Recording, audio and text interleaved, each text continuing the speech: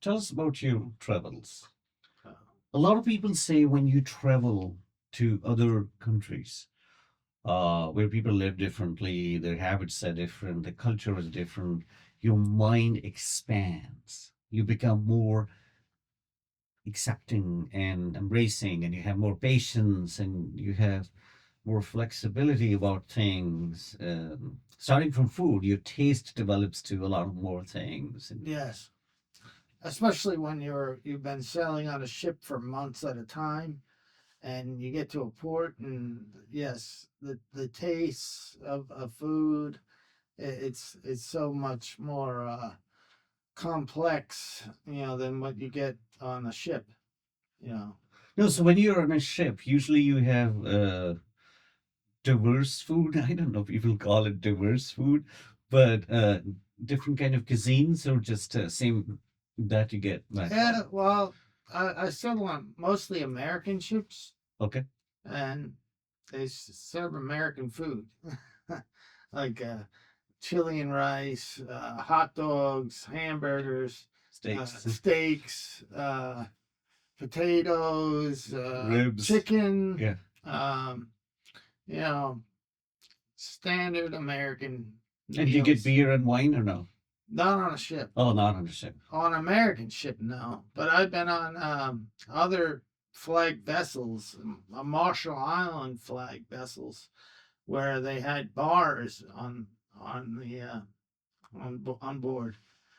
Um, anyway, I won't get into that right now. But basically, the travels. I graduated Fort Schuyler, SUNY Maritime, State University of New York Maritime College, in 1994, and I was on a research vessel. The first ship I caught was a research vessel, and I did 4 months, and then the vessel went into the shipyard. And then after I came out of the shipyard, I did an 11-month cruise around the world. Um, Which was the first country you went to? the first country I went to was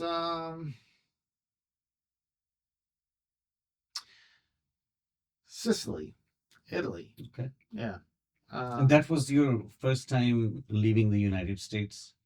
Or have you no, been abroad no, before? no. At Fort Schuyler, we have a training ship, Hmm.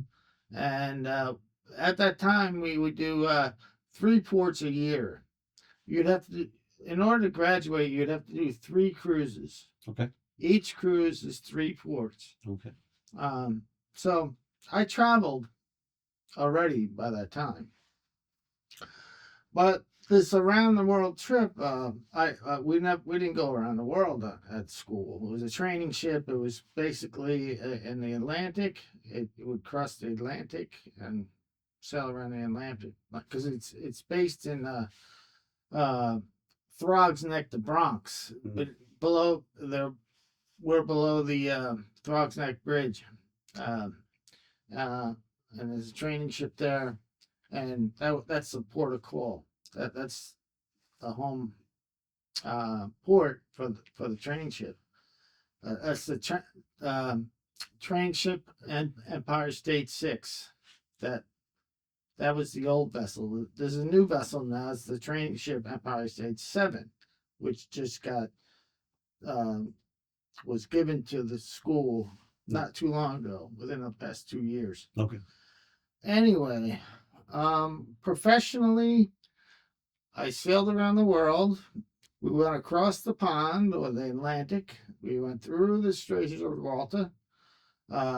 We went to Sicily. We went to Brindisi, Italy. We went to Crete, which is Greece. Uh, we went through the Suez, through the Red Sea, through the Arabian Sea, into the Persian Gulf, out the Straits of Hormuz, across the Indian Ocean. We stopped at Diego Garcia on the way. And then we spent time in like Japan and Singapore. Um, Inside Japan. or at the port? Well, we went to Singapore first. Okay. And then we were spending a lot of time in that area, the Pacific Rim. And the main port we'd go to was Japan. Is where we go in and out of for a while. And then after Japan, we sailed to Hawaii, and then I caught a flight from Hawaii to JFK Airport. We started off in Norfolk, Virginia. Oh wow. Yeah, so same Mm-hmm. longitude, you know, about. So I started off one. I went around. I Right. went around the world. Completed the Yeah, circle. yeah. Yeah. Uh, it was fabulous. It was a great experience. What was great about it? The different cultures. You know, we partied with the Italians. We partied with the Greeks. We partied um, with the Sing- people, Singaporeans? Singaporeans, the Yes. Japanese, Yeah. and the Lions. Oh, Wahoo. right. We wound up going to Wahoo, Where's which is one? Pearl Harbor. Oh, okay. Yeah, Hickam Air Force Base. I got it. That's and So was it all different? Like, what was the difference between these cultures? well, they had karaoke. That like music. All of these. A lot of places would have karaoke. So Yeah, that was a similarity between all of these. yeah. Karaoke was the thing, and that's where people got together. And it was the music that brought us together because a lot of them they love John Denver, you know, Mm-hmm. especially in Japan. You know what's interesting about Japan? Wow. They have in a lot of their establishments it says Japanese only. Oh, you mean the people only Japanese can Yeah. go? Oh, uh, so how did you get into that, or they did not allow you? I didn't go in. Oh, okay. I went to there's other establishments that we can go to. It's just that I understand where they're coming from. I mean I mean a lot of these seamen can be I mean people from out of the country, they can be pretty vulgar or Mhm. offensive, you know, when they get drunk and they just, you know, the Japanese don't want to deal with it. A lot of places. Mhm. I didn't know, understand. First time I ever saw such a thing was in South Korea. I've been to South Korea several times, and in Seoul, which is their largest province, or at least everybody sort of goes there. So I saw outside bars or restaurants written "No foreigners allowed," Right. and I wasn't sure why. I just didn't try to go in or ask. Uh, but Neither did I. I didn't want to go there. I would go to Roppongi in Japan, yeah, I went which to is Romania. Tokyo. Yeah, I would go to the Lexington Queen. Have you heard of the Lexington that I Queen? don't remember. But Uh, Roppongi, I do this was remember. back in 1995. Okay. I met Keanu Reeves. They're hanging out He there? was hanging out there. Yeah, Okay. yeah, Wow, that's yeah, fun. Yeah. yeah, Yeah. yeah. What do you guys talk about? I asked him about his profession. You know, whether he has to remember all his lines like that, like does he have What did you say? to go stick to the script? He basically said that you know there's a little bit of wiggle room Sure. with the script. So that's what how he explained it, and he was a very nice fellow. Did you share any of your poetry with him? No, I didn't write poetry. I wasn't writing Oh, poetry okay. back then. And the experience came out in these books many years later. When I started writing in 2006, Mm-hmm. my first book, Leighton Years Worth, and it all came pouring out when I was writing. Um, I joined a poetry group in 2006. Why was that? Like, how was this shift for you, especially someone who had challenges in the school? Like you mentioned, you were not maybe the academic type. And later on, yeah, we were talking about this before we rolled the camera that when you went to college, maybe a teacher was a great influence on you, Yes. right? Yes. Miss Grazza. She was a tough lady, but I learned from her. You know, I learned she she was very astute, a woman. She was I could tell she was well read, and she was kind of reminds me of somebody from the upper class. You know, Mm. as if she had nothing to do. She was rich and she just wanted to teach. You know, and she had a way about her. She was very proper. You Mm. know, and uh, and because she didn't kick me out. You know, I didn't get expelled or anything like that. So she What gave did me a she chance. teach? Well, fifth grade they teach reading, writing, arithmetic, history, a little bit of history, geography. So in fifth grade, you had a teacher whom you liked and a I I teacher with I. whom you butt headed. We butted heads at the beginning, but it wasn't until the end where I understood where she was coming from. Okay. Yeah.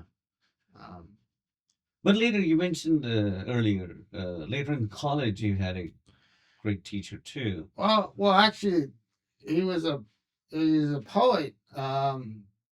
Uh, Lord Gordon Byron was my inspiration in college when I went to SUNY Marsville. Mhm. Um, at the time, I was all about literature, but I had good grades in math and calculus. Wow.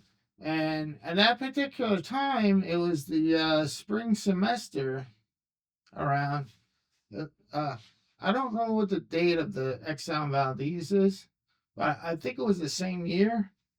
I don't know. It happened. Well, Exxon Valdez, you know, No, are you familiar with it? no, When the oil tanker, the Exxon Valdez, ran aground. no, Oh, it spilled millions of gallons of crude oil into the Alaska no, I don't know. Bay. Wow. You don't? Oh, you No, don't? I don't know history. No. uh, Some of my history areas are really weak. well, my my eldest brother went to Fort Schuyler also, Okay.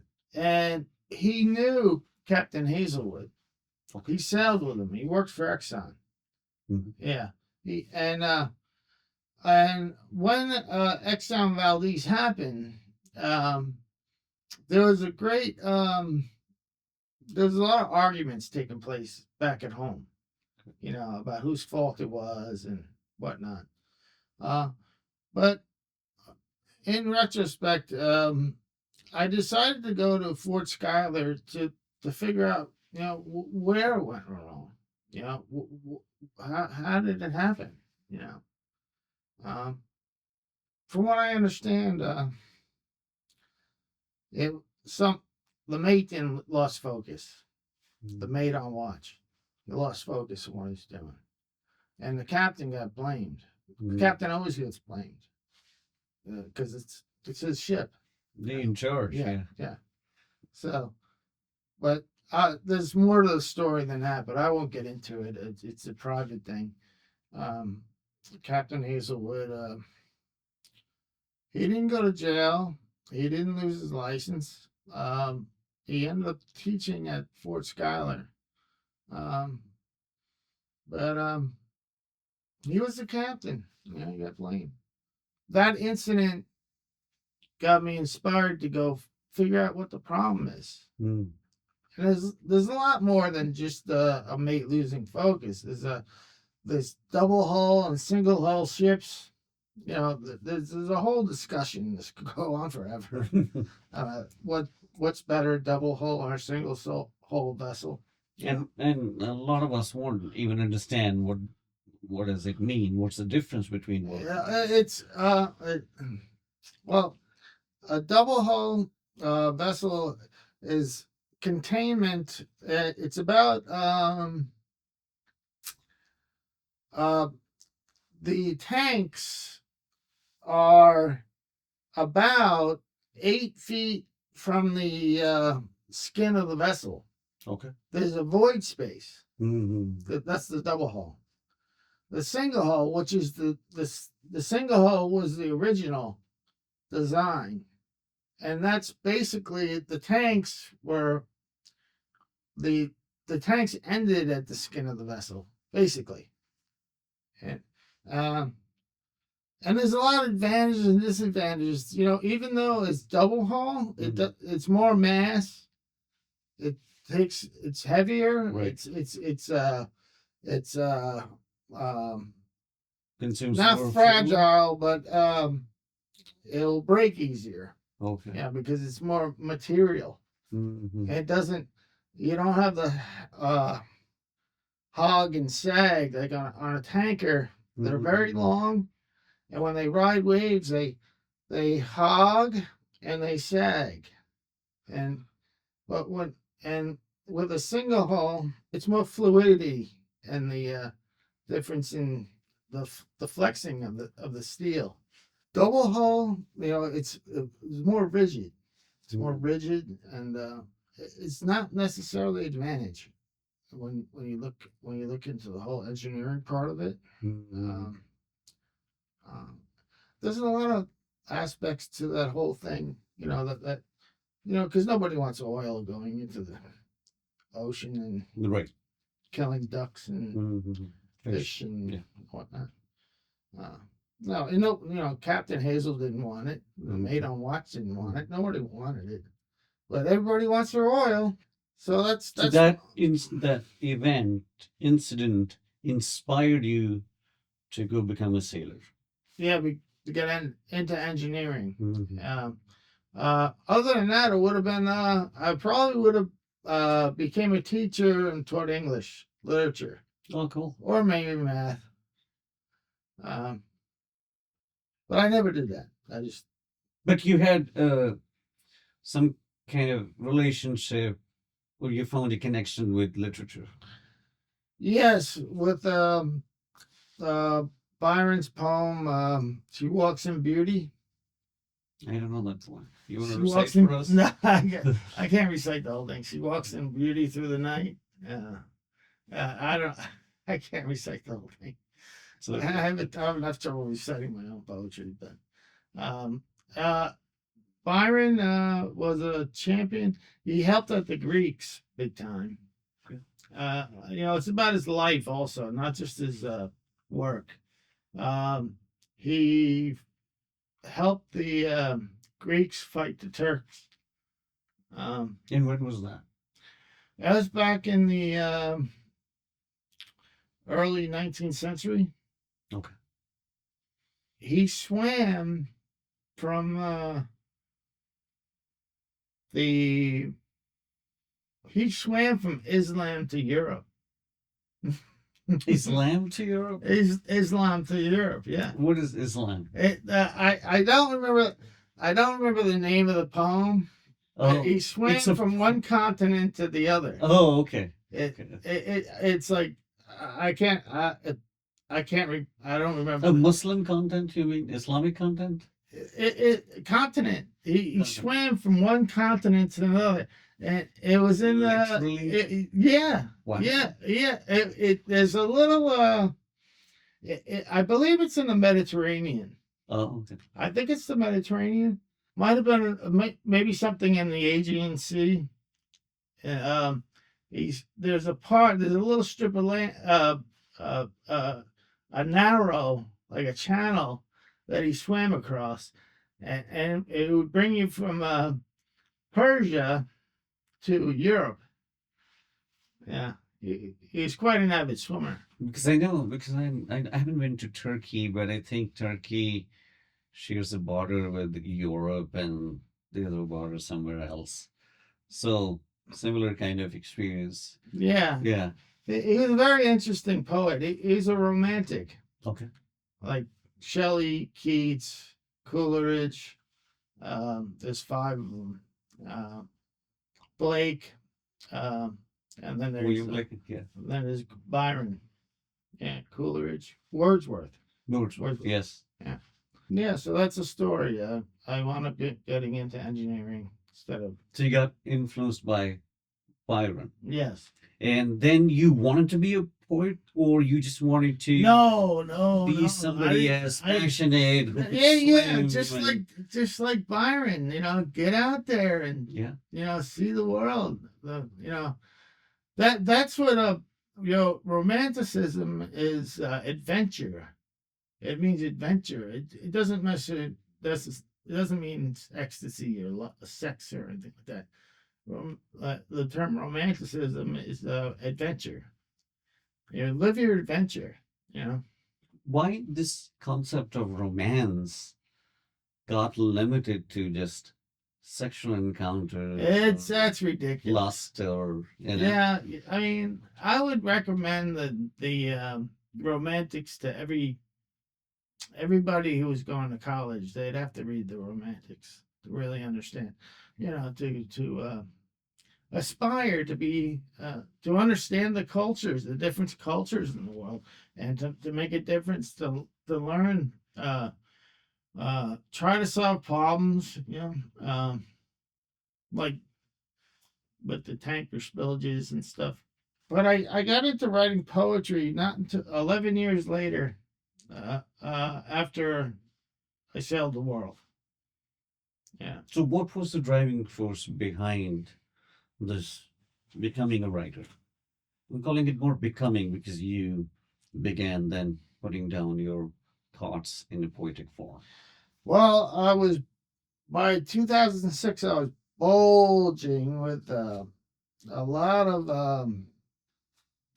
Now, this was the dark side of my life between 1998 and 2006. It was the dark part of my life.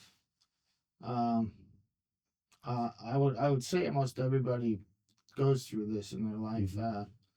I was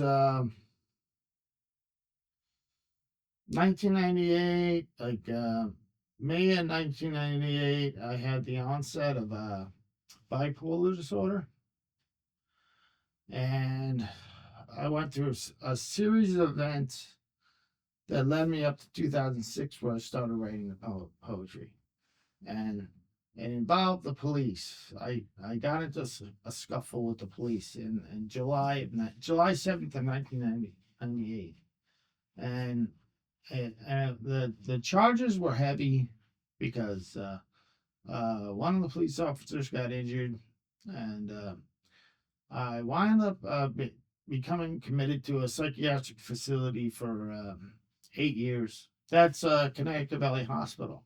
Uh, I went under the not guilty by reason of insanity plea, Mm-hmm. um, and they found me NGRI, so I didn't get a felony. Mm-hmm. And I worked my way through the hospital, uh, and they discharged me in 2008.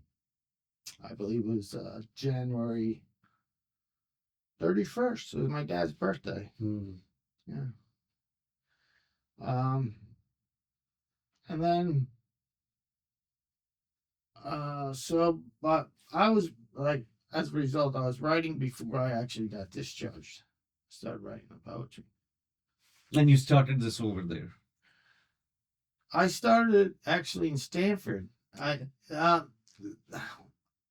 see when you get through the NGRI program, you're in the hospital for a while, for like 4 years, Mm-hmm. and then they transition you into the community, and in the community you have to go by a certain set of rules, a lot of rules. You have to also do those community hours? No? I lived in the community. Okay. I paid rent. You know, I paid taxes. Yeah, um, I did my laundry. I lived a life, but I was tied to the board. It's called the board. They PSRB, Okay. Psychiatric Review Board. It's a panel of 6 members Mm-hmm. who review your case, each case, and decide whether you can go out to the community or not. And I went through that whole process, and it was the poetry that helped me get to the discharge. because I was able to vent. Mm. I vented all my frustrations and got back on an even keel again. Do you remember what was your first poem you wrote? Yeah, it's right here. It's he walked a mile and swam back. He walked a mile and swam back. What began as nonchalant resulted in a rigorous act. For he was 80. I walked with him, not ruling at the notion that he may be fading. But when we reached the beach's end, we turned around and walked into the ocean.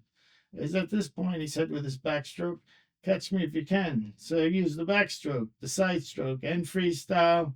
I made it all of 200 feet, but that of the greatest generation swam the full mile. Wow. What was that you were trying to convey at that moment, if you can recreate? That's What was it that that, made you write this particular poem? that was Dad, Robert J. Fredette, Robert John Fredette. We were at Shinnecock Inlet, um, around Shinnecock Inlet. We were at there's a beach. I forget the name of the beach. There's a if you go down Dune Road, if you're traveling east on Dune Road, um, there's a beach, and then you walk a mile down to the Shinnecock Inlet, and then he went in and he swam back. Uh, Mm. I couldn't swim back. I just he said he was an amazing swimmer, Mm. very avid swimmer. Yeah, he died in March 13th, 2003. Yeah, 97. He was 97. Wow. Yeah, That's quite an age, yeah. yeah. So then later on, what genre or what kind of thoughts you continued expressing? Um, well, it goes up and down from there. Um, I can pick out some titles if you want. Sure. I mean, this was the I published this myself, independent publishing with xlibris.com. Um, we have titles. Like the first one is "He Walked a Mile and Swam Back." Number two is "Shall I Cross That Bridge?" That was in reference to the Throgs Neck Bridge to go to from Long Island to Throgs Neck, where Fort Schuyler is, SUNY Maritime College. Shall I walk that bridge? Cross that bridge? No. So I was just pointing out there's a lot of different. Some of the titles are a little complex. Some are mundane, like a bagger's odyssey, bagging at a grocery store. Oh, okay. And then I have Dear Professor Hawking, which is it's a tribute to Professor Stephen Hawking, the astrophysicist. You got astrophysicists and you got bagging. The titles, they vary tremendously from one another. Because it's like your life, as you mentioned, your travels and being adventurous and seeing the whole world. So it's not limited to a particular person or a particular subject, right? Right. Yeah. Right. It's not one theme. It's just the synopsis to this particular book is latent heat has to do with phase change. Hence, an ongoing lifetime has been expressed during the course of 1 year. May all that we face be saturated with positive coping strategies. That's latent heat. It's more like, yeah, a wish for all of us Yeah. in today's complex and very uncertain world. Yeah. Quite a diversity. Yeah. So after Sicily, Greek, Japan, where else? I we I traveled to Norway. I traveled to Scotland, Govan, Scotland, which is near Glasgow. Um, what else? Oh, I didn't take a ship, but I flew to France. I stayed in France. Um, I've been to Mexico. Uh, what else?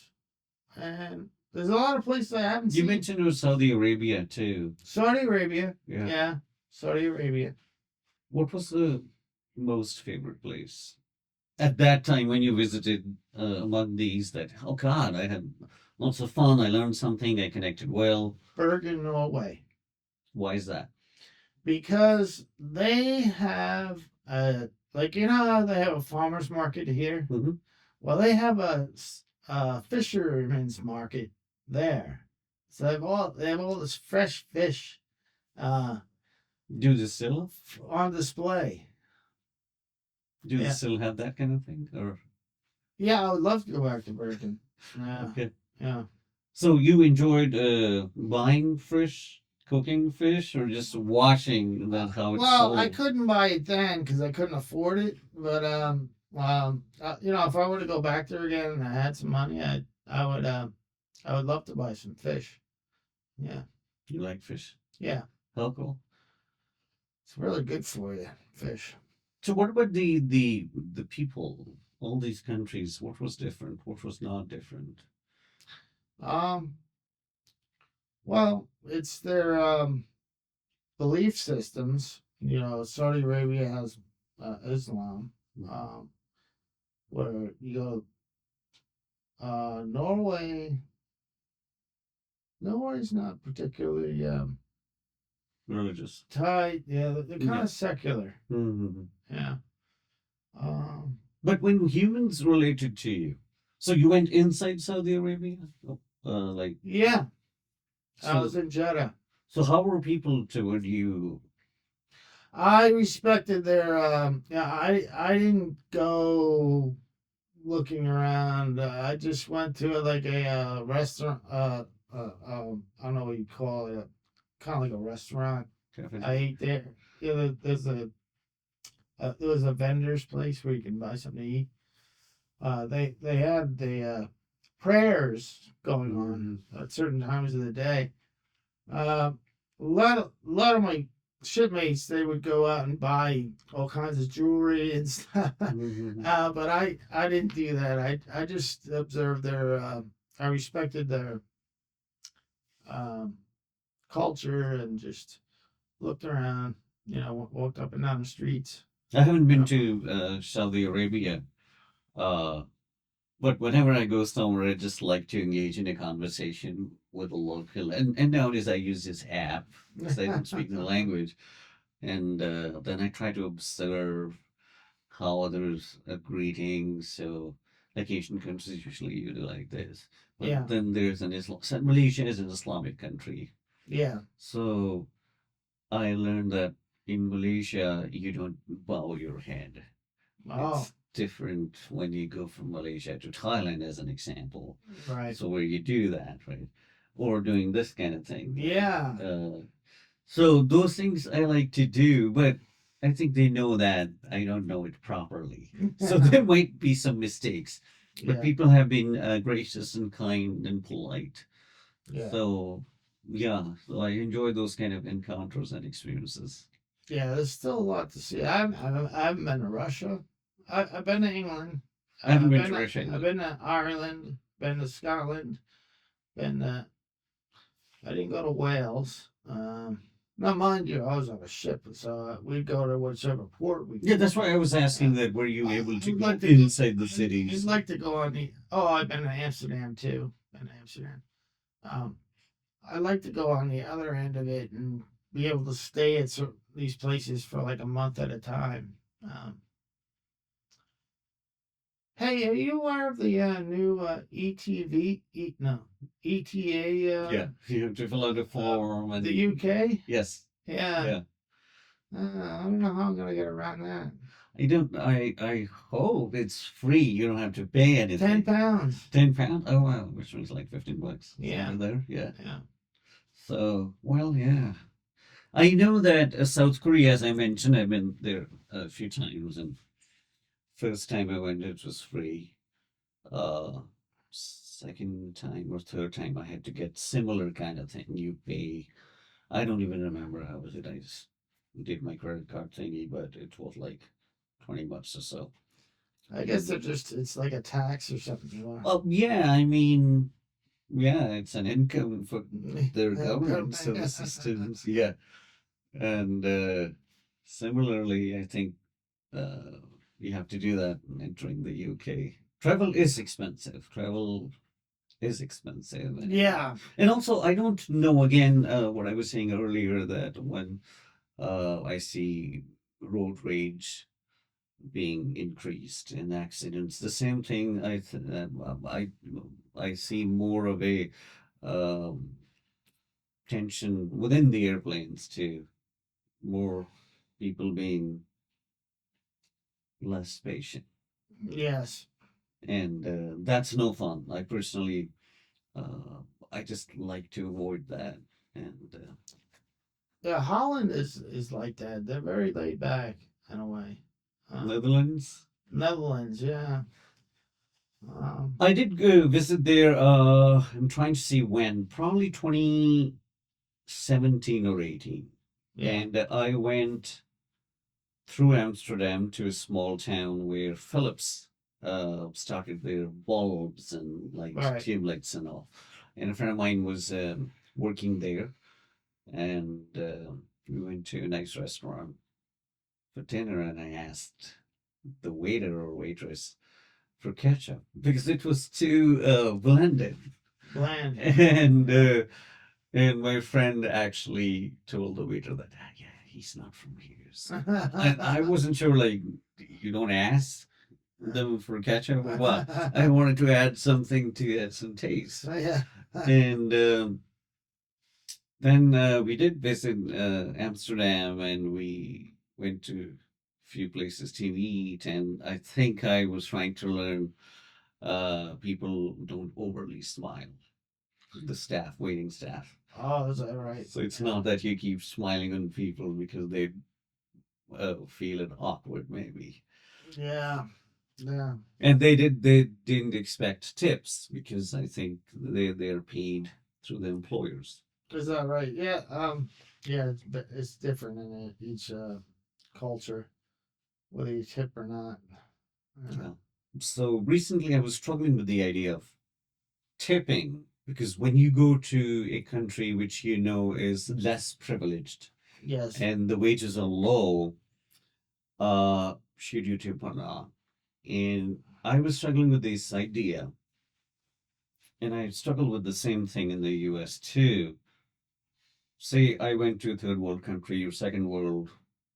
A lot of these countries have a lot of things, and I don't know why they're third or second. They have healthcare, they have Wi-Fi, electricity, transportation. So wherever they fall in the second or third world.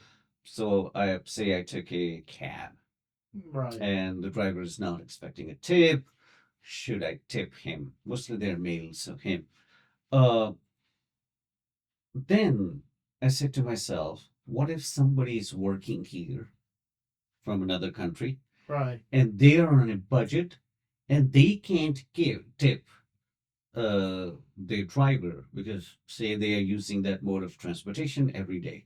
So will I set up a trend that's not good for the community? Right. And if they are not expecting, they are paid, and maybe I should leave it to that, because if I end up spoiling somebody by showing generosity or other stuff, it's not right. And I've seen that in Dubai. That's the only Arabian country I've been to, which a lot of people say that doesn't qualify. That's like going to Disney World and saying I've been to Florida. I've been to Dubai. Did you like it? Yeah, Or I not? was in Dubai and I was in yeah, I was in Bahrain as well. Bahrain might be more authentic. Arabian It's an than island. it's Yeah. an island. Huh? Yeah. Bahrain's an island. So when I went to Dubai, I noticed valet parking. A lot of people from the West tip uh, a lot of money to the people who drive their car and park it and bring it back. Yeah. And then people who can't tip that much, the attitude of these staff members are different toward when they get a high tip from someone toward them as compared to the ones that get lower tip.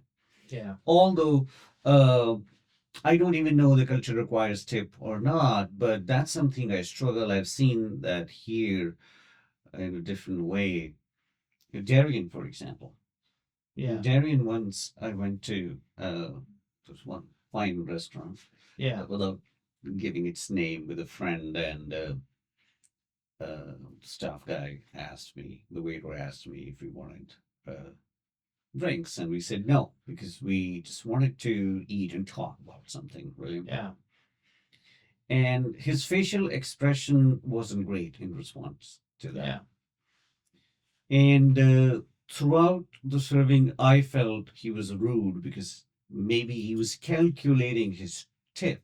Yeah. And after the dinner, he wanted us to order dessert, and we said we don't want dessert. And then right away he said, "So are you done?" He was, and I said it a little in a funny way, as if I was joking. I said, "You want us to leave?" And he said, "Yes." Oh dear.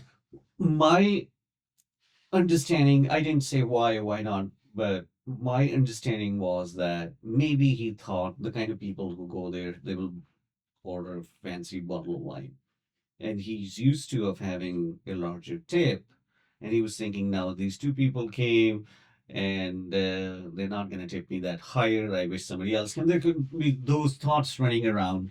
And that could happen when your payment is depending on the amount that's been spent, Yeah. your income, your payment, or whatever. Whereas, what if this guy was paid by the employer to treat everyone equally? That we say we do treat everyone equally, regardless of their buying wine or dessert. Mhm. So I see some strength in not going that extra mile because I've seen this at bars. I don't usually go to bars, but once in a while, or I've been with a few friends that the higher you tip, you kind of becomes a friend to the bartender. They also know he or she is a regular. They come, they always Yeah. tip me great money. And what if somebody just want to go there to unwind after work, but their budget does not allow to buy a fancy drink? Ah. So, what Ah. kind of treatment are they going to get? Are we doing a good thing or a bad thing? You have to go to the right bar. Yeah, just don't, guys, don't live in Darien. Don't go there or I just nearby. I just went to an Indian restaurant yesterday in Darien. Oh, I went to one Indian restaurant, which is in that strip mall. Yeah. Yeah, that's very expensive. Right. Well, used to be unless the establishment changed. Yeah. Well, I got a good deal on lunch. I got a pretty good deal. Right, good for you. Yeah. I got the lamb. Wow. Uh, I can't. I don't know what the lamb. Blah blah blah. I don't Oh, know. I don't know either. It depends actually. It was like a spicy lamb. It was a perfect temperature, perfect Oh, spice. great. Something I learned after moving to the US that I was expected to know the authentic Indian food, right? Yeah. And it was very difficult if I had said, "Oh, I'm from Pakistan, not India." That doesn't help because a lot of people just don't know the difference. They would say, "Oh, that part of the world." The other thing was that all these countries, uh, they have north, south, east, west, and the cuisine changes, Yeah. right? And it's not that if you're from, say, Pakistan, you're going to eat the same thing in the northwest that you eat in the southeast.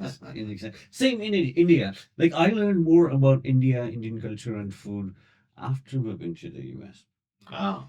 Although I did watch TV and film or Indian music, which was interesting that I didn't learn much from the media that I learned here because I learned, oh, okay, so every restaurant does not sell everything because they have some regionalism. Yeah. For example, there's a restaurant in Greenwich. There are a lot of them, but the one I'm thinking, they have a dish that they don't sell in Stanford.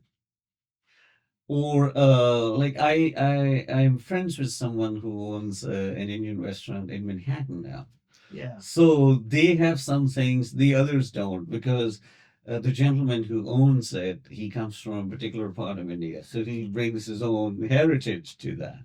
And then his cooks are one of his cook, which is working there since a long time. He's not Indian, so I also learned some Indian restaurants are not run by Indians. Managers not Indian, cook or staff is not Indian, but they are doing a great job in writing those things next to lamb such and such or Yeah. chicken such and such. Yeah.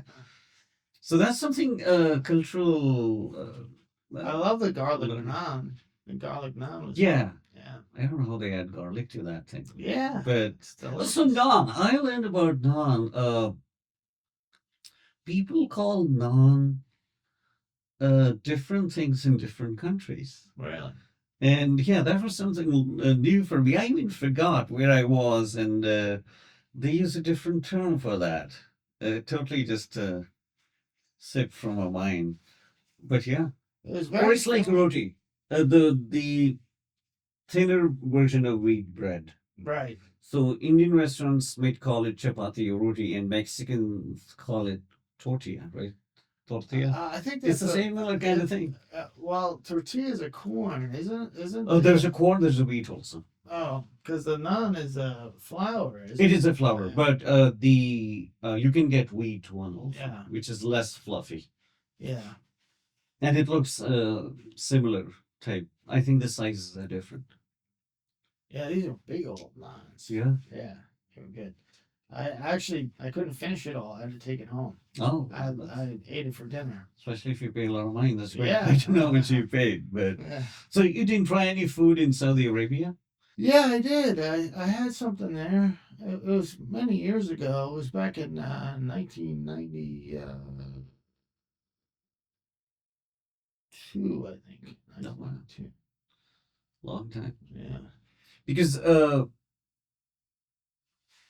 American version of a lot of international foods a little different. And I have never been to an Arab country so far. So I always wanted to see if I go there, these gyros, how would they look? Or do they really have such a thing or not? Because I think this is my understanding that some of the food or cuisines are so American, but we claim those to be some other part of the world. I think it's a pitaf. Pitaf? Pitaf? What is pita? Pitaf. It's like a kind of like a naan.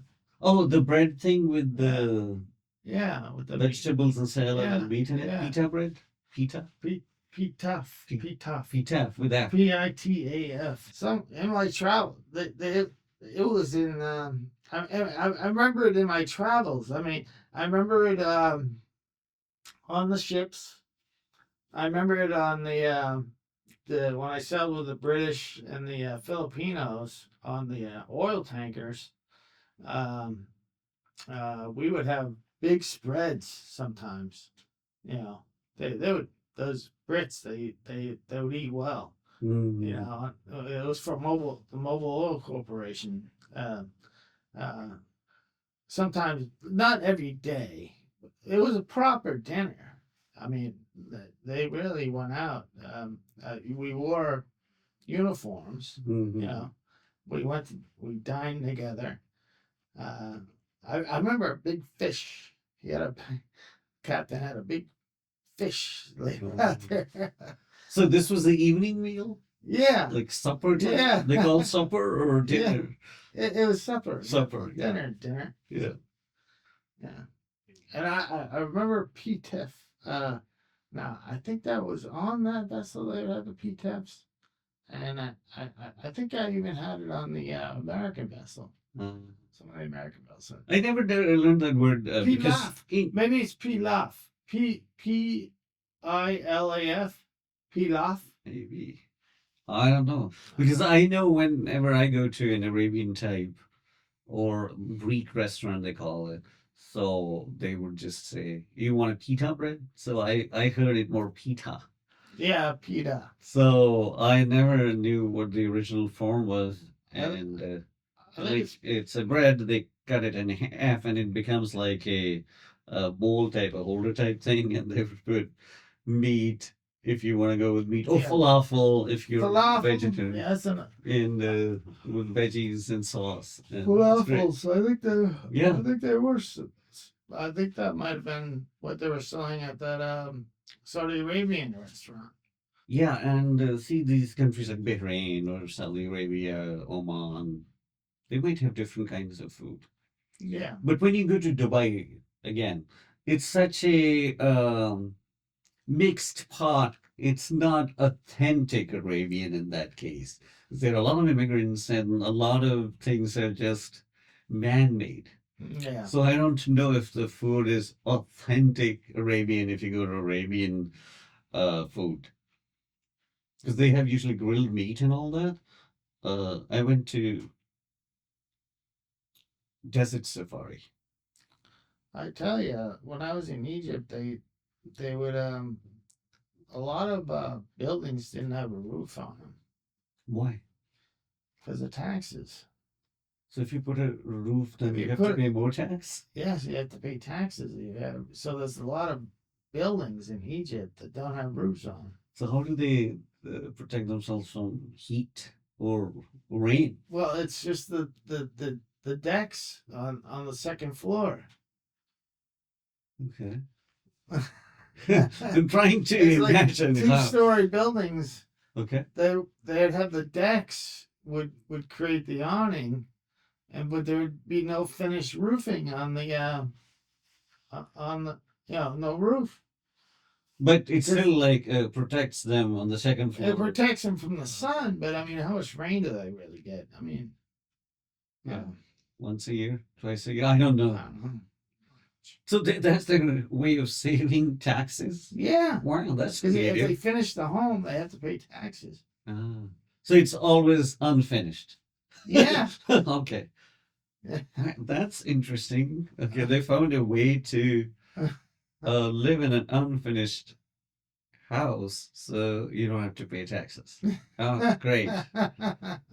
You never get away with that here because you have to Yeah. protect yourself from the weather. Right. Yeah. Yeah. No, I mean, you can't. Yeah, you can't construct that kind of thing, especially in this kind of winter. No, Snow. never, never, Yeah. never, never, no. So yeah, Egypt. I don't know when I watch vlogs, so I have kind of mixed feelings. I never got to travel there. I met a photographer here. I think he's from Brewster, either Brewster or Bronx. I know both start with B, so I'm mixing up. He went to Morocco and he went to Egypt and he had fun and he was really like, oh, those are great countries. And I was like, okay, I never had courage to travel to these countries. Well, I wouldn't now. I think there's too much turmoil in the world right now. I kind of like have a reservation about traveling abroad right now. You mean the countries that in that Even list? even in I mean, even going overseas, anywhere, Europe, or Pacific Rim, Russia, India. I mean, there's so much war going on. I think that's why I usually aim to travel to Asia. Not everywhere, but some countries where I think I can just stay there in peace. And in the public transportation, I can just travel in peace. And I personally don't like this uh, street crime. Dealing with street crime is something I'm so done after living in I the know. city. Because I used to live in 42nd Street. So Oh, really? I've seen a lot of, yeah, crazy stuff going on. And you got to be constantly on guard and be ready to run into something. And then, uh, yeah. Really? I was even told by one of my friends, and I was like, "Oh, dude, this guy was yelling at me, and either he's homeless and um, or a drug addict." And this is the first time I really wanted to uh, push him. He was in my face, and my friend was saying that, "Oh, okay, let me give you a scenario. What if you do that? Somebody makes a video, posts it online, and most likely people will say a privileged person Yeah. did that to an unprivileged person." And then do you want to deal with the rest of the things, that the questioning and whatever, like you just become, everybody will tag you on social media and all. So that's why I left New York City. Oh, okay. So I moved out in 2020. And I don't think I really want to deal with whatever happens in the subway or on the streets unless it gets better. Yeah. So let's hope and pray that it gets better. Yes, indeed. I don't have any. I don't foresee any situation where I'll be living in Manhattan, but you never know. Yeah, but do you travel back and forth or no? Yes, I do when I can. When I can, when the weather's nice. You take metro north? Yeah, I like to go down there. I mean, it's like living in Stanford. It's like Manhattan's in your backyard. Yeah, Yeah, but I mean, if you drive, then it could it's not take. in your backyard. Sometimes it has Plus, taken me 4 hours. So they that, have they have congestion tolls. yeah, I'm not doing that. no, I'm not either. I think I'm not. Yeah, because it's better for me to take metro north and then walk Yes. again. Yeah. I like to go down to the village, Hmm. southeast, part of town, southwest Hmm. village, southeast, um, lower Manhattan. Uh, but I would take the 6th train after I got there from in Grand Central. Um, Anything else you want to add to your international travel, other cultures, people, um, food, drinks, dance, whatever you did there? I met a lot of interesting people on the way. A lot of nice girls. Dated them or took them out or? Yeah, I would take them out. You know, that's about it. There's karaoke and then the piano bar in Bergen. You ever go to the piano bar in Bergen, Norway? No, I haven't been to Norway at all. Oh, you got it. Yeah, They love all cultures there. You know, they were diverse. they love They just like having people who don't look like them. they love the Spanish guys, like Oh, guys with dark hair, dark tan skin. That they're those are the guys that got the girls on the training ship. I mean, I was a whitey, you know. I was like, can have I was the tan you I was some an makeup or ordinary something. guy. But still, Bergen's my favorite place, you know. And Scotland and Ireland and France and I love England too. I love UK. I love the UK. Um, What is the difference when you see between the UK and the US? um, Because all these people came here from these countries, and then what changed? it's the laws. The laws are different, you know. Um, People get sued around here like Mm. crazy, you know. Uh, The legal system is uh, so easy to get sued for anything, and insurance, you know. I don't know if they. I don't think Europe has a problem with insurance like we do. I mean, just like the fires in California. Mm. The State Farm is oh, no insurance for your house, and they've probably been paying insurance for like 20 years, 50 years. All of a sudden, they retracted their coverage. You know, where do they get off doing that? So you mean the decision makers in here and there, they have a different kind of I feeling, I had heart toward I people in had need. I had a discussion with the Captain Sellers on the mobile when I sent for the Mobile Oil Corporation. Captain Sellers is a British man. Uh, and that's what we discussed. We his big ordeal with America is that it's so easy to get sued in this country. You know, it's like the tie between insurance and getting sued, and it's just a ooh. Then why would people do that? Like insurance companies, somebody's got to decide for them. Somebody is in the power to make decisions, change policies, make policies. And then you talk about individuals suing each other. So why do we have that kind of mindset People they're insecure. about? It's kind of like advertising. You know, they have the advertisement of State Farm in a magazine. The advertisement makes you feel secure, like they're gonna take care of you. Yeah, it's commercialism. You know, commercialism is just as bad as communism. Hmm. Yeah, actually.